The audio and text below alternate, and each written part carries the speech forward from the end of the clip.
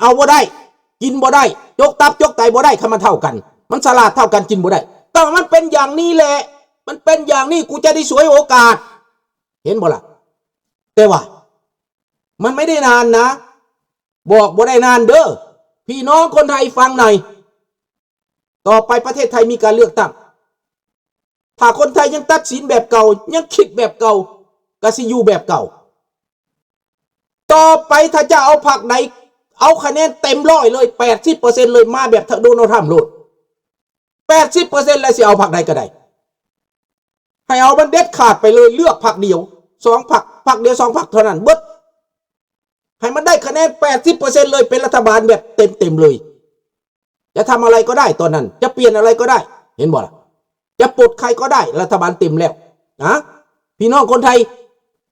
อำนาจอยู่ในกำมือของพวกท่านตัดสินใจซะเห็นบ่ล่ะเอาใครก็ได้ข้าพเจ้าไม่ได้เข้าข้างผู้ใดเด้เอาใครก็ได้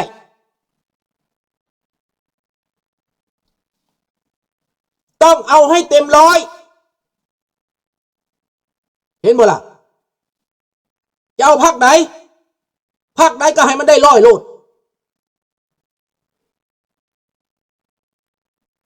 นี่พี่น้องต้องฟัง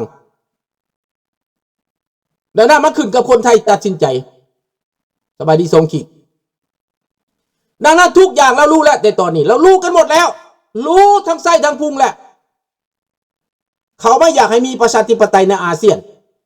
แต่ทำไมคนยุโรปเขาต้องการให้เป็นประชาธิปไตยกันทั้งยุโรปแม้แต่ยูเครนไม่ใช่บ้านเขาไม่ใช่ญาติเขาแต่เขาก็พยายามคุ้มครองให้เป็นคนยุโรปเขาไปปกป้องคนยูเครนเขาช่วยเหลือคนยูเครนแต่ในอาเซียนกันเขาช่วยไหมไม่ได้ช่วยอาเซียนเขาช่วยใครสมคิดรู้จักไหมเขาช่วยใครในอาเซียนนี่เขาช่วยเผด็จการเขาช่วยรัฐบาลเผด็จการเขาเคารพรัฐบาลเผด็จการแต่เขาไม่เคารพประชาชนเห็นไหมอยากได้บอแรนั่นแหละอยากได้ทุกอย่างนั่นแหละทุกอย่างเลยเขาอ่านกินเขาเห็นแก่กินเขาเห็นแก่ได้เขาไม่ได้สนใจเรื่องประชาธิปไตยแต่ในยุโรปทุกประเทศเขาช่วยกันให้ออกจากเผด็จการออกจากเผด็จการแล้วมาเป็นประชาธิปไตยให้รัฐบาลประเทศนั้นพัฒนาไปในทิศทางประชาธิปไตยเขามีเงินงบประมาณของยุโรปช่วยถามว่าอาเซียนช่วยไหมไม่มีอาเซียนนี้บอกมึงลบกันกูจะได้กินตับกูจะได้กินลูกกินหลานมึงในอาเซียนมันเป็นแบบนี้ถามอาเซียนดีไหมข้าพเจ้าบอกว่ามันไม่ดีสบายดีน้องธนาพรไม่ดีเห็นบ่ล่ะอะไรมันบอกว่ายังไงไม่แทรกแซงกิจการภายในแล้วมาช่วยเชิกกันในสัตว์ฟังแน่ช่วยเชิกกันในสัตว์ไปเฮ็ดหยังสันไม่แทรกแซงกิจการภายในมึงพูดได้ดีนะ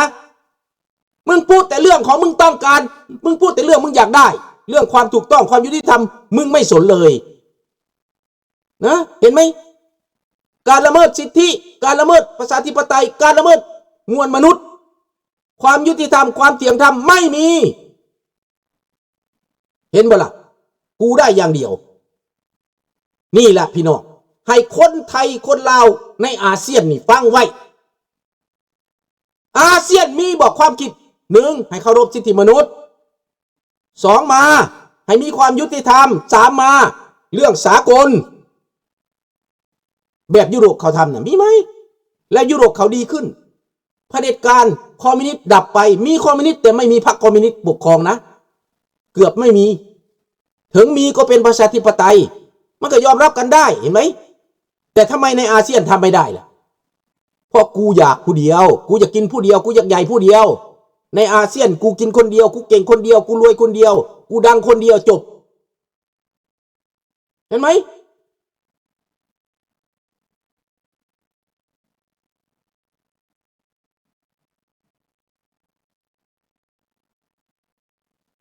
มันก็คิดได้แหละสมคิดมันคิดได้แต่มันไม่กระทำมันคิดได้เรารู้ว่ามันคิดได้ แต่ความเห็นแก่ตัวนี่มันเหนือเมฆมันเหนือฟ้ามันล้นฟ้ามันไม่ได้ใจกว้างเหมือนดังที่ประเทศยุโรปเขาเป็นเหมือนนักโลกเขาเป็นมันไม่มีความคิดนะมันไม่มีมันจะอยากได้อย่างเดียวกูเก่งกูดังอย่างเดียวกูมีคนเดียวในประเทศนี้มันเป็นแบบนี้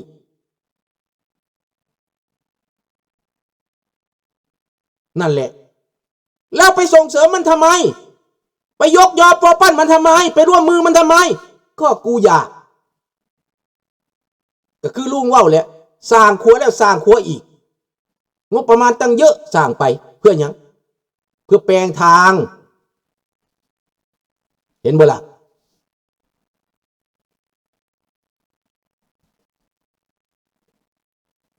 แต่ประชาธิปไตยมาสร้างครัวเพื่อยังเพื่อปุ้นเขาเพื่อเอาเปรียบเขาเพื่อประโยชน์ของตนแต่ไม่ได้สร้างประชาธิปไตยนะเขาไม่ได้สร้างทางประชาธิปไตยในต่างประเทศในยุโรปนี้เขาลงทุนเพื่อประชาธิปไตยกันหมดเขาลงทุนเพื่อให้เคารพสิทธิมนุษย์กันหมดเขาลงทุนเพื่อความยุติธรรมแล้วเขาก็ส่งเสริมการศึกษาการพัฒนาทางความคิดแต่ในอาเซียนไม่ใช่ไม่เลยเขาลงทุนเพื่อผลประโยชน์มันจะเป็นเผด็จการมันจะเป็นโจรมันจะเป็นมารไม่เกี่ยวกูจับมือได้กูสังฆกรรมได้กูร่วมมือได้กูได้เสียอย่างกูเป็นใหญ่เสียอย่างจบนี่อันนี้เรื่องนี้ว่าวเลยเนาะบัดนี้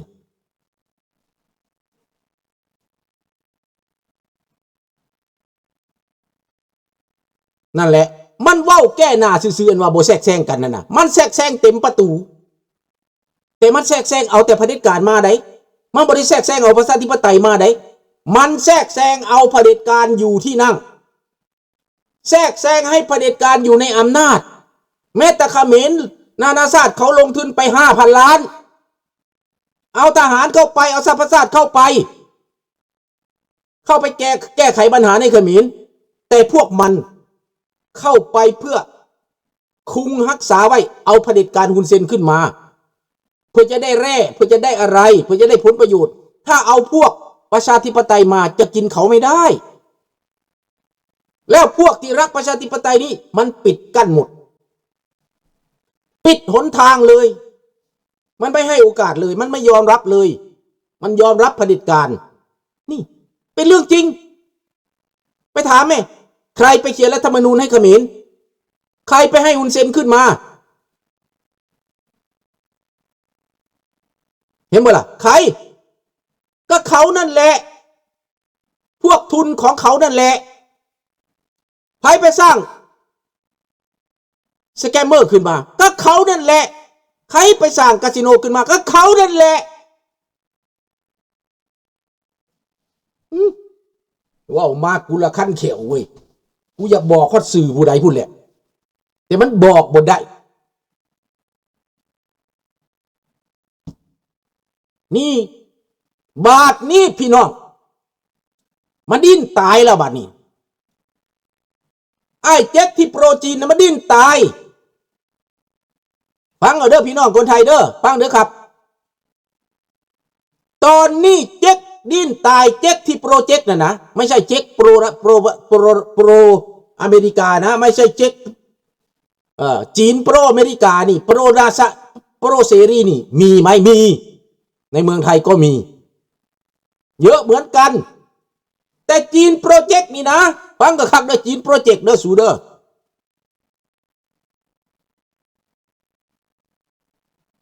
น่าจะคิดออกอย่างผลประโยชน์นะบาทนี่มันสิเกิดยังขึ้นบาทนี้นะมันสิเกิดยังขึ้นพวกเจ้าอเมริกาส่งเสริมไผส่งเสริมการเลือกตั้งเสรีในเขมรในโบราณนี่นะไว้นี่นะในไว้นี่นะ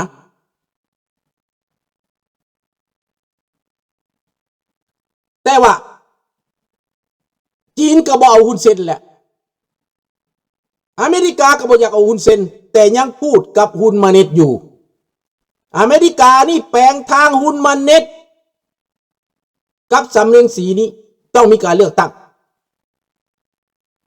จีนพยายามแทรกแซงเข้าไปส่งเสริมหยังส่งเสริมมันหยังซื่อหยังลูกของรณฤทธิ์นั่นน่ะ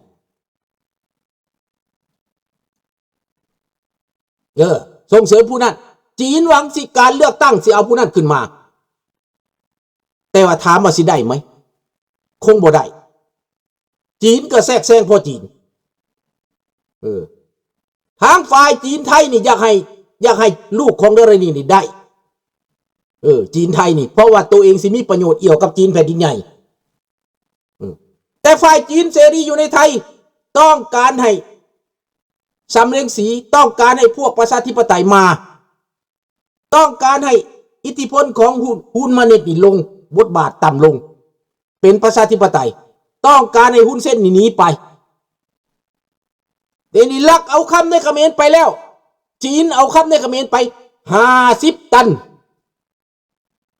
เอาคำในเขมรไป50 ตันเพื่อจะไปส่งเสริมการเลือกตั้งจะเอาเงินมาแทรกแซงการเลือกตั้งในเขมรแต่ถามว่าอเมริกาจะให้เหตุบอกอเมริกามาแล้วได้มาแน่ๆอเมริกาเข้ามาแน่ๆพี่น้องคนเจ็กในไทยก็ตกใจบ่อยากให้อเมริกาเข้ามาในเขมรเพราะว่าอเมริกาบ่ได้เข้าไทยเป็นยังสิไปเข้าเขมร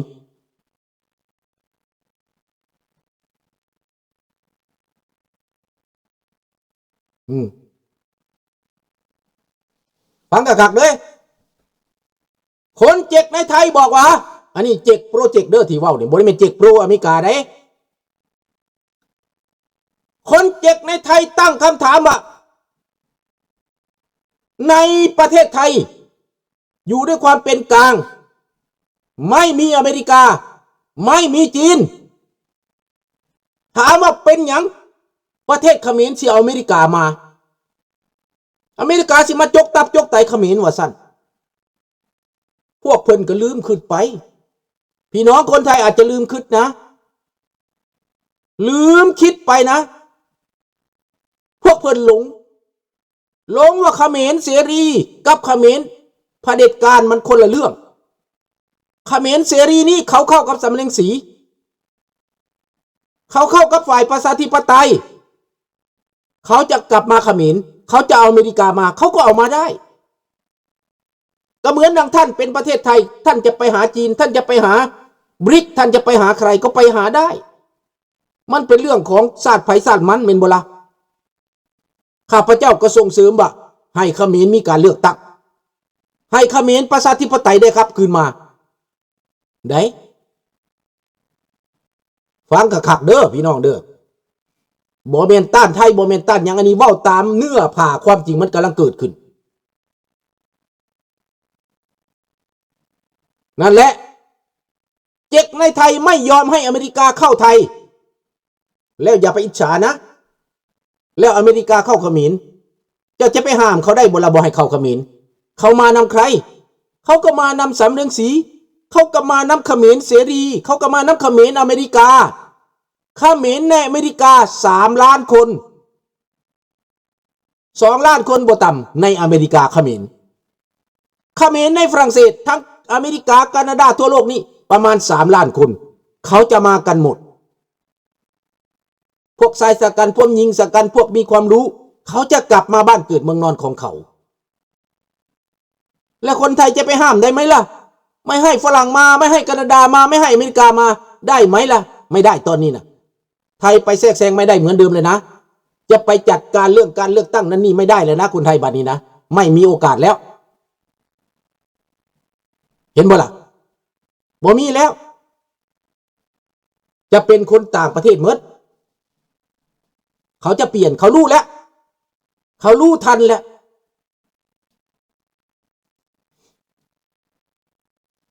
แม่แหละจักรวุฒินั่นแหละเจ้าฟ้าจักรวุฒินั่นแหละแล้วเจ้าฟ้าจักรวุฒิมีทหารไหมไม่มีแต่การเมืองของจีนไม่มีอเมริกามาแล้วไม่ต้องห่วงอเมริกาเข้าเขมรแน่นอนพี่น้อง